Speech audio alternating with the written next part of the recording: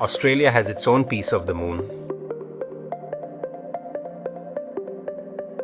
In the middle of almost nowhere, we find the NASA's Deep Space Communication Center.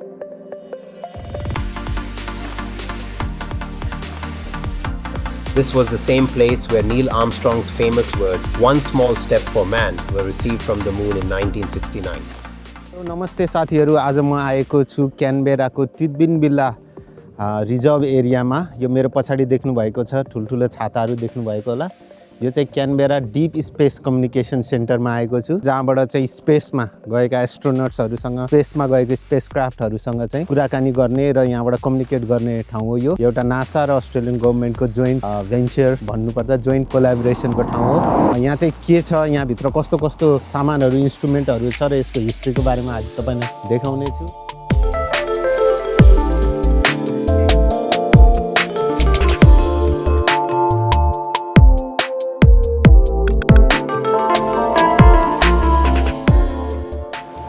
ल अब हामी यहाँनिर छिर्दैछौँ यो कम्प्लेक्सभित्र।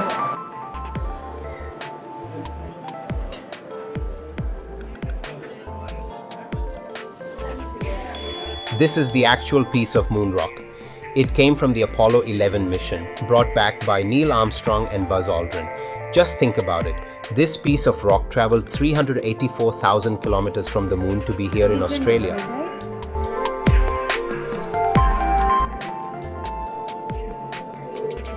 स्पेसमा कसरी बाथरुम जाने भनेर चाहिँ लेखाएको छ। स्पेसमा जाँदाखेरि लग्ने खानेकुराहरू रहेछ। यो चाहिँ चिया भयो। सो यो एउटा स्पेस एक्सप्लोरेसन सम्बन्धी एउटा इम्पोर्टेन्ट सेन्टर हो। विश्वभरिमा 3टा स्पेस एक्सप्लोरेसन कम्युनिकेसन सेन्टर छ, त्यो मध्ये एउटा यो हो। म पनि एस्ट्रोनट भएँ अब।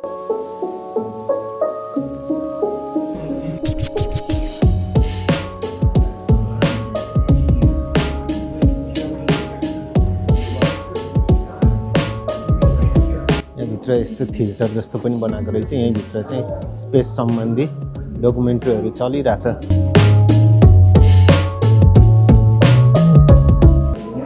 हामी चाहिँ यो ठाउँमा छौँ है अहिले।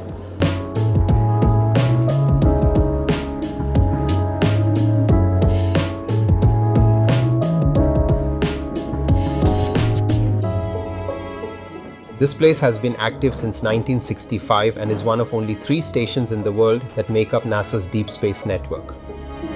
In August, this Canberra tracking station will exclusively broadcast the landing of the world's largest robotic laboratory on Mars. यहाँनिर हेर्न सकिन्छ लाइभ ट्र्याकिङ भइरहेछ। यहाँनिर हेर्नु 3टा विश्वभरिमा 3टा कम्युनिकेसन सेन्टर छ।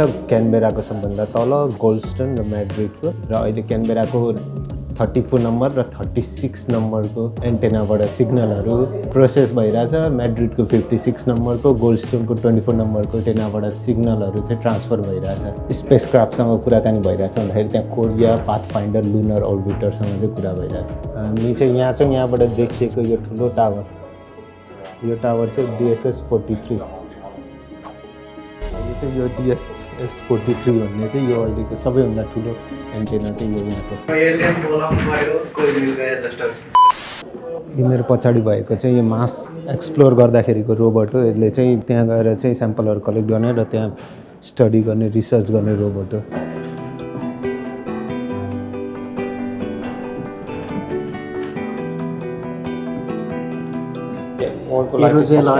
सबसे लाइटेस्ट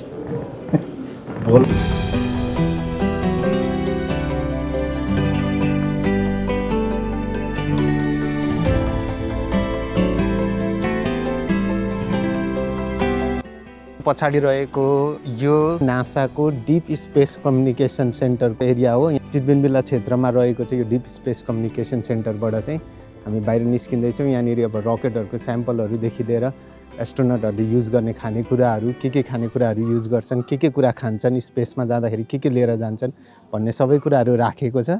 इन्ट्रेस्टिङ छ। जो स्पेस एक्सप्लोरेसन सम्बन्धी इन्ट्रेस्ट राख्छन्, जसलाई स्पेस सम्बन्धी, रकेटहरू सम्बन्धी र मुन ल्यान्डिङ, मार्स रोभरहरू सम्बन्धी चाहिँ इन्ट्रेस्ट भएको मान्छेहरूलाई चाहिँ यो एकदमै राम्रो ठाउँ हुनेछ। आजको हाम्रो यो भिजिट यहीँ सक्ने छौँ अबको आजको लागि यति नै र हामी अब यहाँबाट चाहिँ जाँदैछौँ तपाईँहरूलाई कस्तो लाग्यो यो एरिया यो ठाउँ म चाहिँ यदि क्यानबेरा वरिपरि हुनुहुन्छ र space exploration rocket science astronaut त्यो सम्बन्धी चाहिँ तपाईँहरूलाई जिज्ञासा छ इन्ट्रेस्ट छ भने चाहिँ यो आउनै पर्ने ठाउँ हो एउटा वान अफ द क्यानबेरामै भएको ठाउँ अस्ट्रेलियाको क्यानबेरा भिजिट गर्दै हुनुहुन्छ भने पनि यो ठाउँ आउनु होला आफ्नो बच्चाहरूलाई जो इन्ट्रेस्ट राख्छन् उनीहरूलाई लिएर आउन सक्नुहुन्छ र निकै नै इन्ट्रेस्टिङ ठाउँ छ त्योभन्दा बाहेकको यहाँसम्म आउने जुन ड्राइभ छ एकदमै राम्रो छ वाइल्ड लाइफहरू देख्न सक्नुहुन्छ क्याङ्गरुहरू बाटोभरि र किनभने यो चाहिँ एउटा भ्याली जस्तोमा रहेको छ वरिपरि पहाडले घेरेको ठाउँ भएर चाहिँ निकै नै राम्रो छ रमाइलो ठाउँ छ यहाँ आएर घुम्न सक्नुहुन्छ रमाइलो गर्न सक्नुहुन्छ पिकनिकिङ एरियाहरू पनि नजिकै छ सो डे ट्रिप बनाएर आउँदाखेरि एकदमै पर्फेक्ट हुन्छ त्यति नै हो आजको लागि थ्याङ्क यू भेरी मच यो भिडियोको अन्तिमसम्म रहिदिनु भएकोमा आजलाई यति भन्दै thank you very much see you next time